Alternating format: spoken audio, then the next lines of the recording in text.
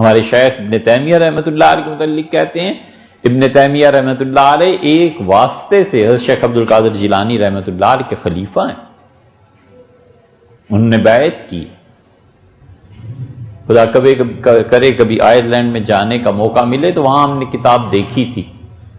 وہ اب مل نہیں رہی، ایک رسائل تھے، اس میں شیخ کی ایک چیز آ گئی ہے،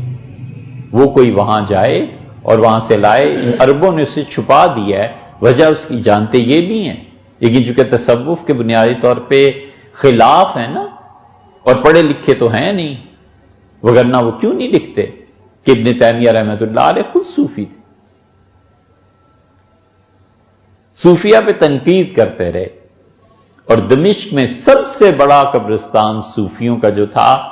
شیخ کو اسی جگہ اولیاء اللہ کے درمیان قبر کی جگہ ملی، وہیں تدفین ہوئی، فرانسیسیوں نے سارا مٹا دیا۔ جب بلڈوزر چلنے شروع ہوئے،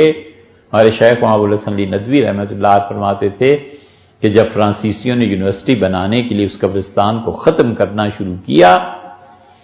تو شاہ سعود سعودیہ کے اس وقت شاہ تھے، تو اب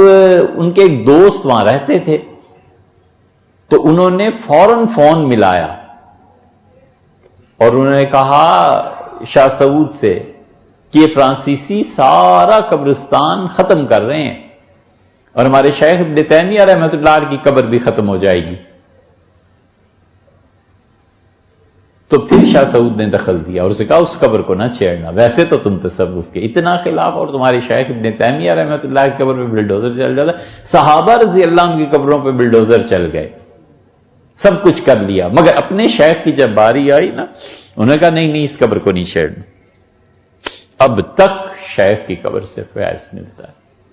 اب تک شیخ ان جیسی قوی شخصیت اور روحانیت کا بادشاہ کون ہے جو شیخ کے علم اور ان کے جلال اور ان کی محبت کے سامنے پگھل نہ جائے۔